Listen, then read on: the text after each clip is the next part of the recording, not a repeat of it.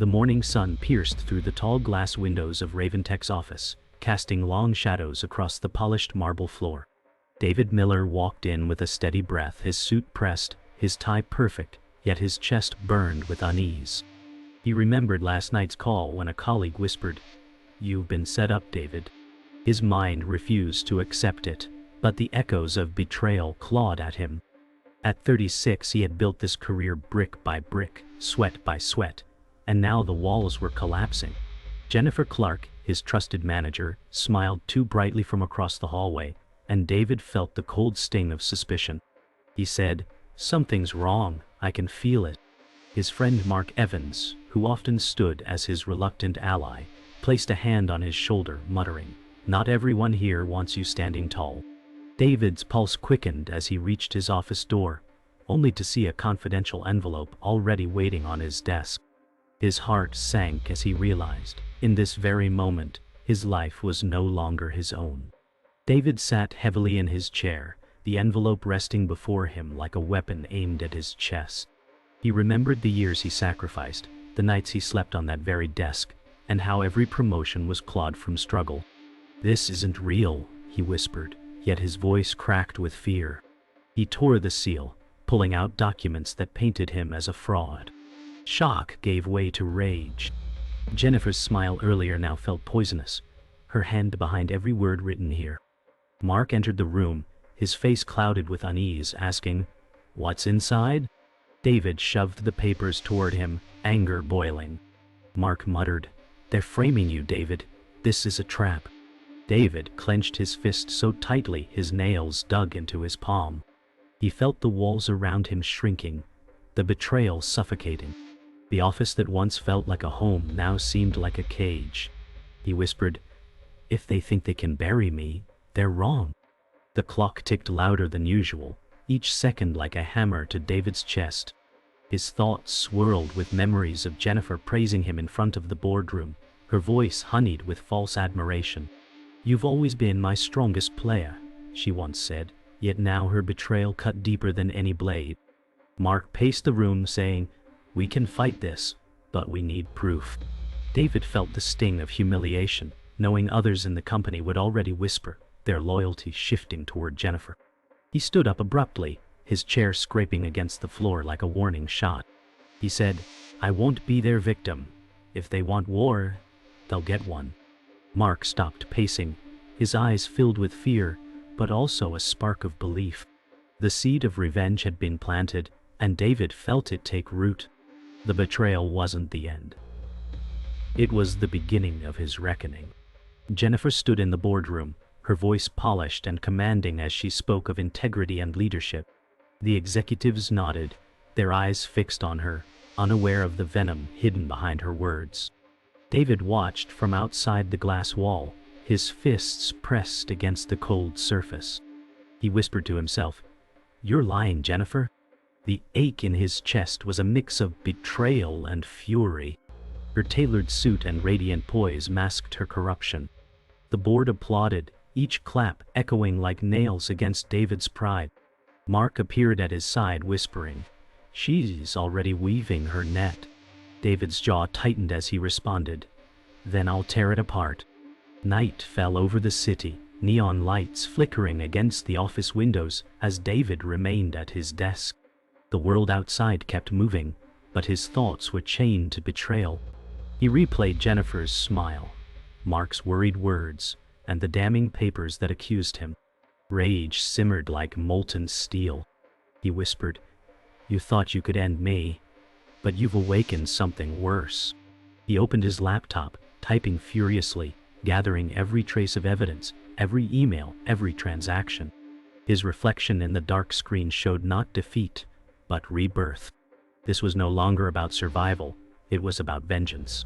For the first time in hours, his lips curved into a faint, dangerous smile. The next morning, whispers spread like wildfire through the office corridors. David could feel eyes on him, every glance sharp enough to cut.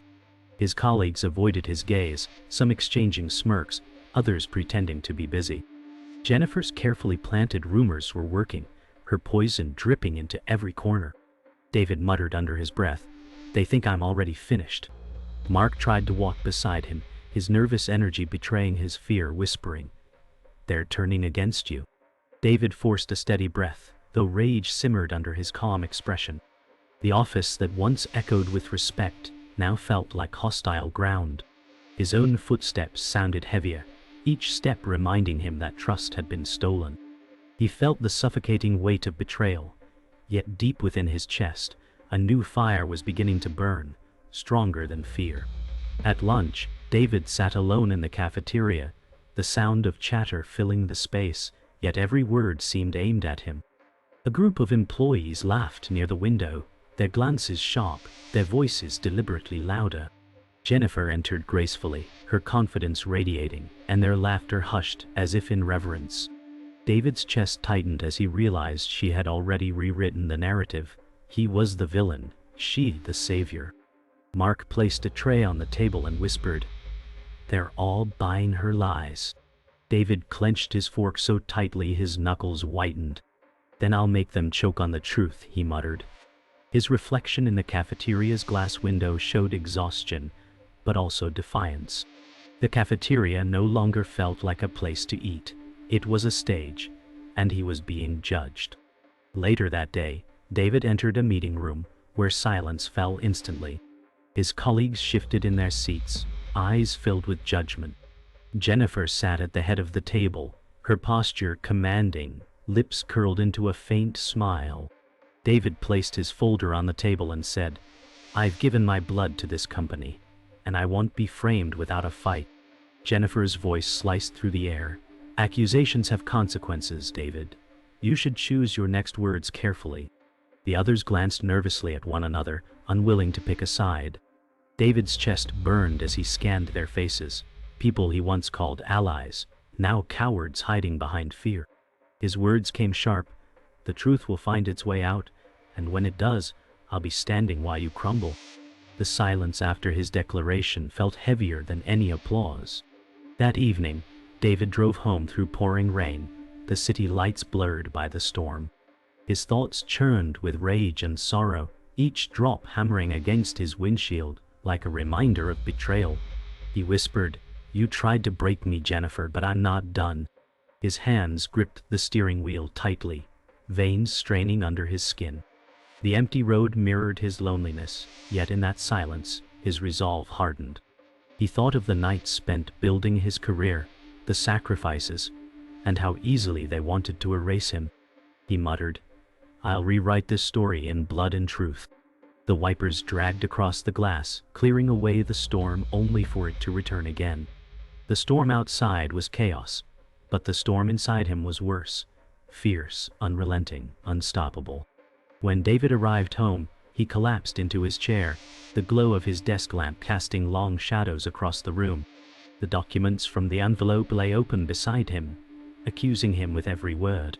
His eyes burned, but he refused to cry. Mark called him, his voice urgent through the phone. "They're moving faster than we thought." David pressed the phone against his ear, his voice low and dangerous. "Then so will I." His walls were covered with notes, files, and pinned connections he had started to gather. The room looked less like a home, and more like a war chamber. He whispered, "If they wanted to turn me into an enemy, then I'll become one they'll regret making." In that moment, David wasn't broken. He was reborn, fueled by vengeance. David spent the night combing through files, tracing financial records that didn't add up. His eyes burned from hours without rest, but each discovery fueled him further. Hidden payments linked to Jennifer's department surfaced, masked under vague labels. He whispered, "You left a trail, Jennifer, and I'm going to use it." Mark arrived, exhausted but determined, placing coffee beside David. "If you push too far, they'll notice," he warned. But David shook his head, muttering, "They already want me destroyed. What more can they take?" The glow of his computer screen painted his face in cold light, his expression sharp with newfound purpose. The night was silent except for the tapping of keys, but the storm brewing within David was louder than thunder. Morning came with no relief. David entered the office carrying evidence-filled folders, his steps heavier yet filled with resolve. Colleagues glanced at him with suspicion, their eyes narrowing as whispers spread. Jennifer appeared in the hallway, her confident stride unmatched, offering a polite smile laced with venom. She said sweetly, "David, you look tired. Long nights usually led to mistakes." His jaw tightened, but he held her gaze. "Not mistakes," he replied sharply, "preparation." Her smirk faltered just slightly before she walked away, heels striking the floor like a countdown. Mark whispered, "She's getting nervous." David's expression hardened. He wasn't chasing rumors anymore. He was building a case. Every step he took was no longer defensive. It was war. By afternoon, David sat across from a trusted specialist in a quiet office corner, showing him forged documents. The specialist shook his head, muttering, "These weren't made by you." The digital trail screams set up. Relief and fury struck David at once. "Then help me trace it," he demanded. The man hesitated before nodding, lowering his voice. "If Jennifer finds out, she'll bury us both." David leaned forward, his voice firm. "Then we'll stay one step ahead." For the first time he had proof that the noose tightening around him wasn't his doing. He could almost feel control sliding back into his hands, though danger still loomed like a shadow over every word. That evening, David and Mark met in a quiet bar on the city's edge, the dim neon glow barely cutting through cigarette haze. Mark leaned closer, voice trembling. "If you expose her now, you'll be the one destroyed first." David sipped his drink slowly, his eyes never leaving the reflections in the glass. "Then I'll wait," he muttered. "But when I strike, it'll be fatal." Mark exhaled sharply, torn between fear and loyalty. "You're changing, David. I don't know if that's good." David smirked faintly, the first trace of confidence since the storm began. His voice dropped low. They wanted a victim, but what they created was an enemy they'll never control. The bar's silence felt heavy, like the calm before a devastating storm.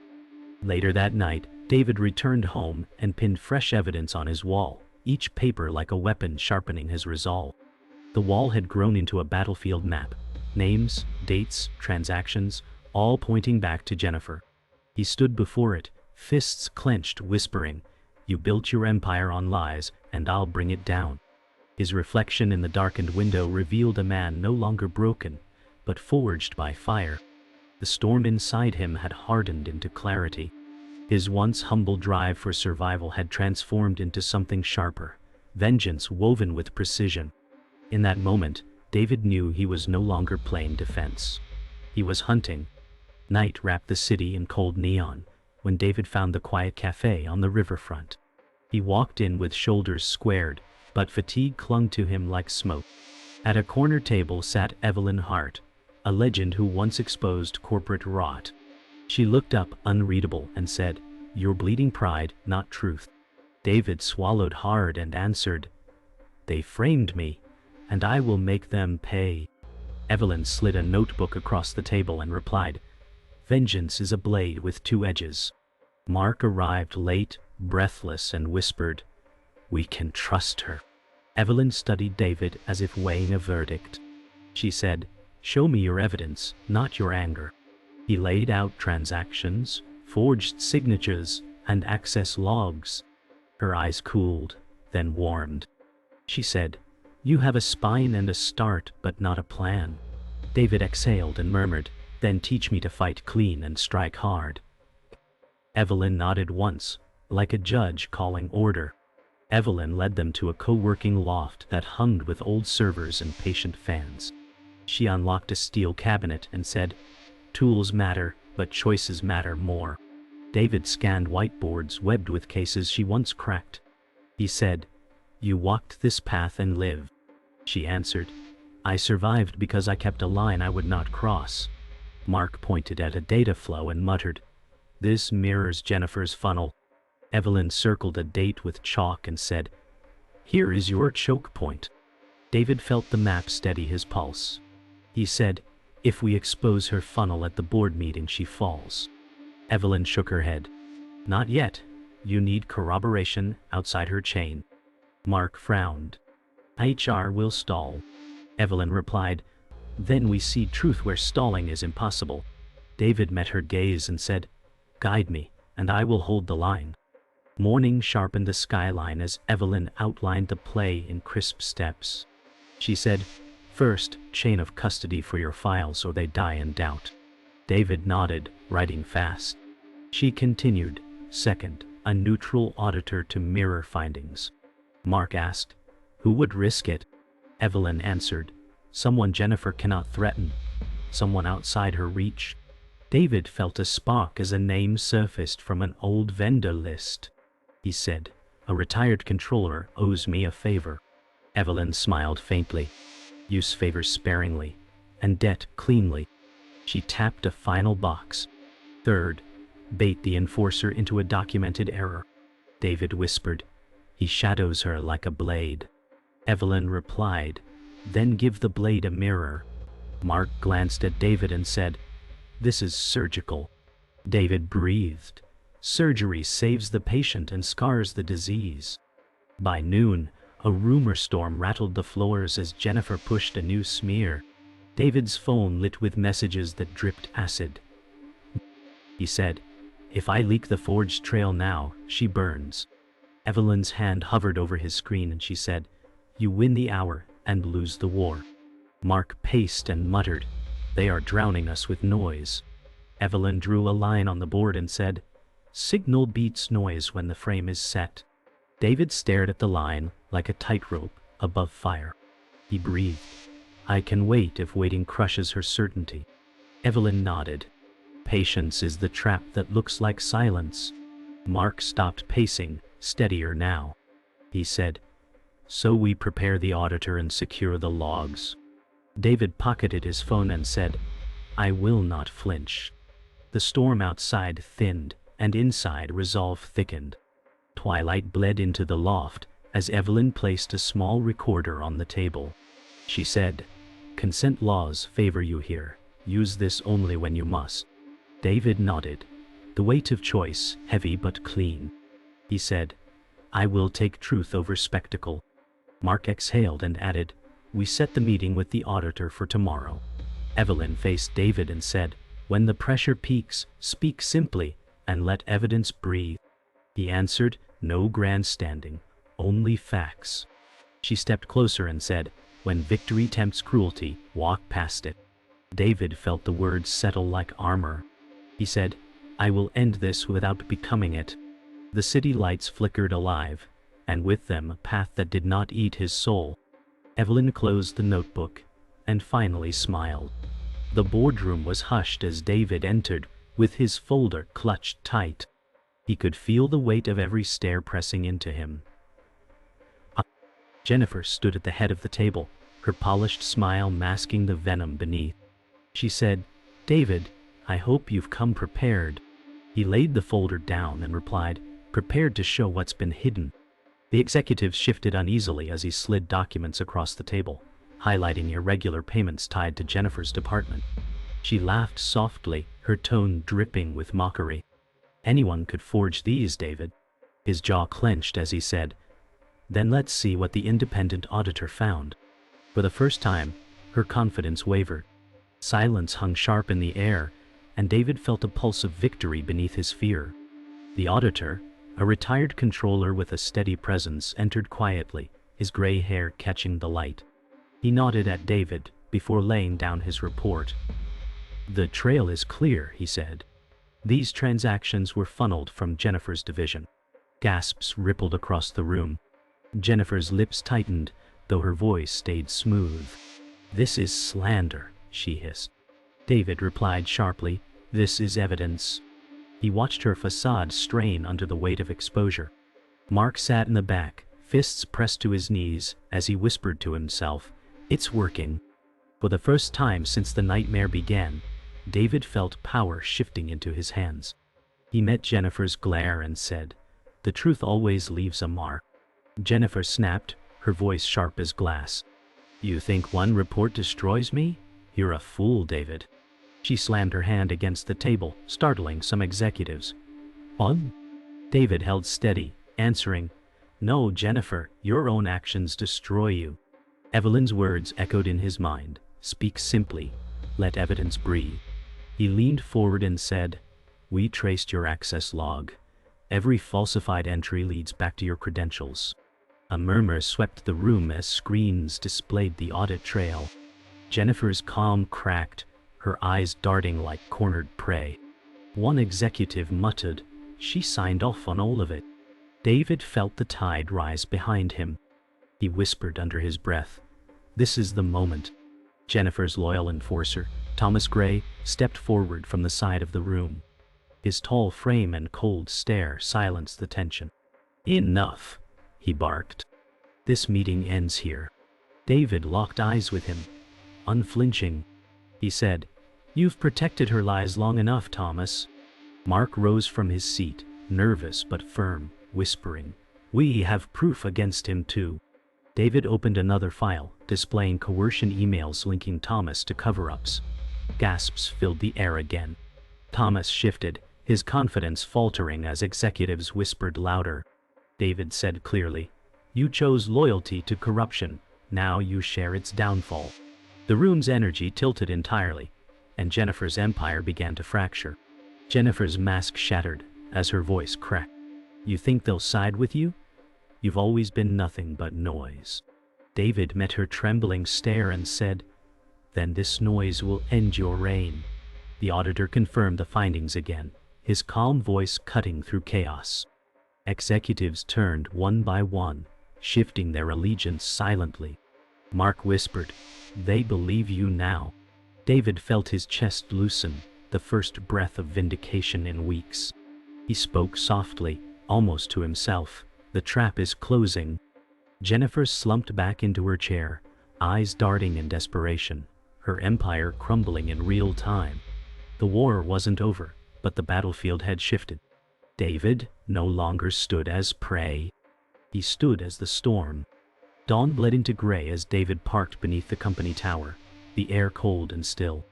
He stepped into the echoing garage and whispered, "Today ends the hunt." Mark waited near a concrete pillar, his nerves twitching like wires.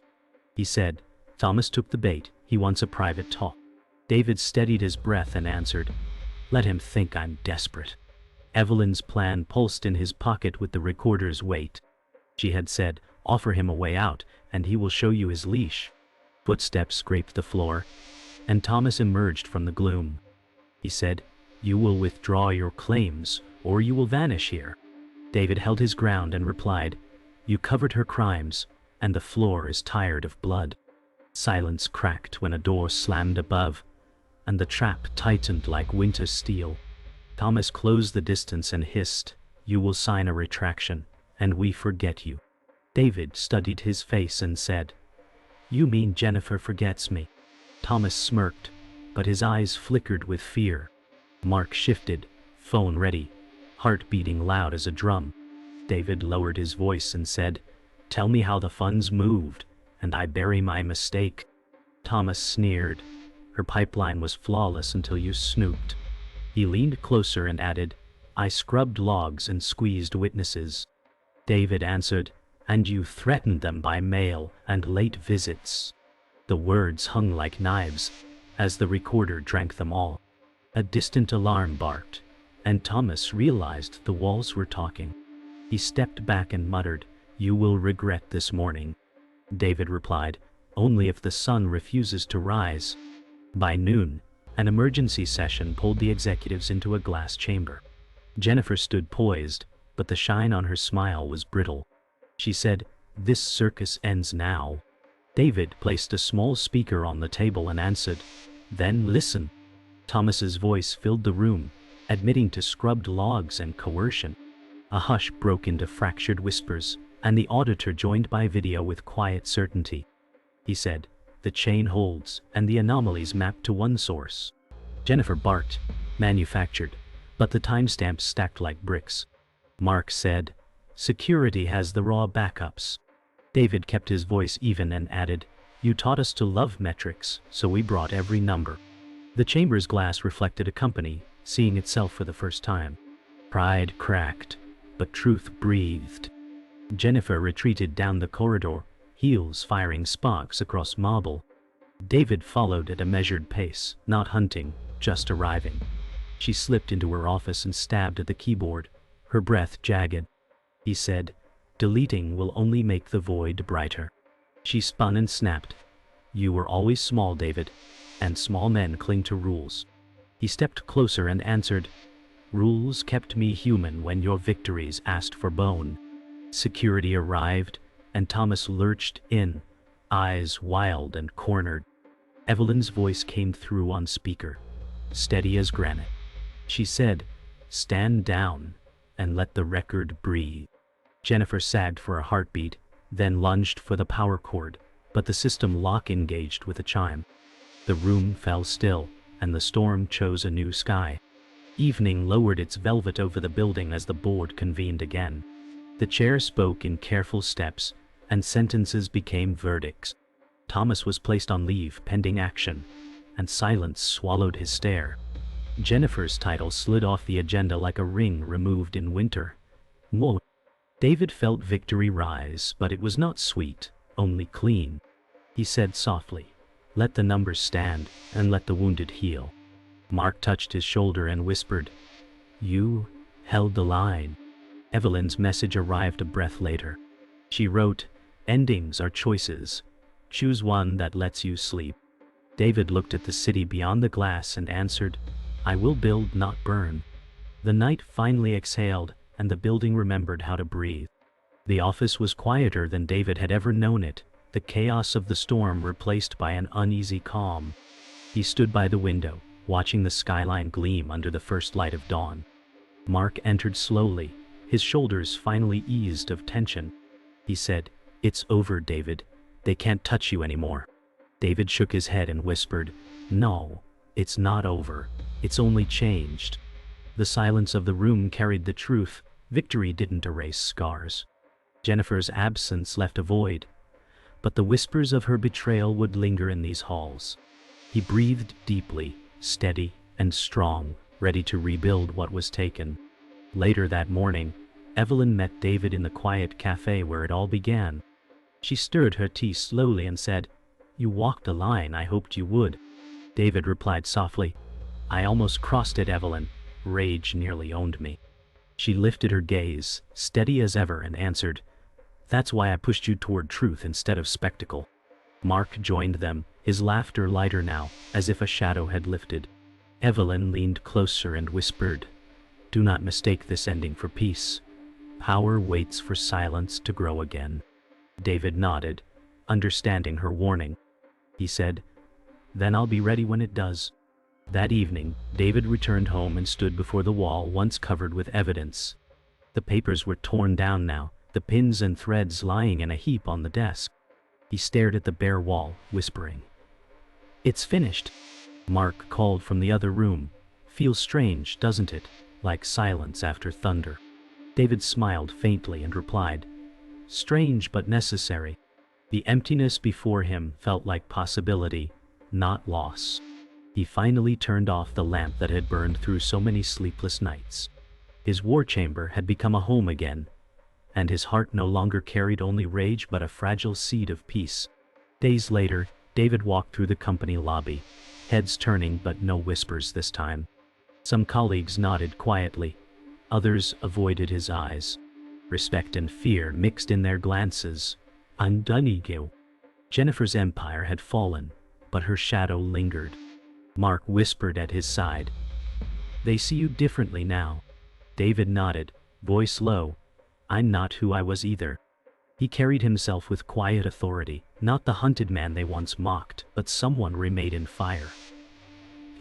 The lobby doors opened wide to the city, and David stepped forward, his shoulders lighter, his future unwritten but firmly his own. On the rooftop at night, David stood alone, the city spread like a constellation beneath him. The wind carried a chill, but he felt only warmth inside. He whispered, "You thought you buried me, Jennifer, but you built my rise." Silence answered, heavy and final. He closed his eyes and let the skyline's glow wash over him.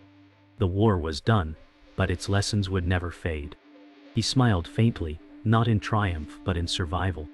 He said quietly to himself, "I took back control. and I will never lose it again." The city lights blinked like witnesses, keeping his vow etched against the night.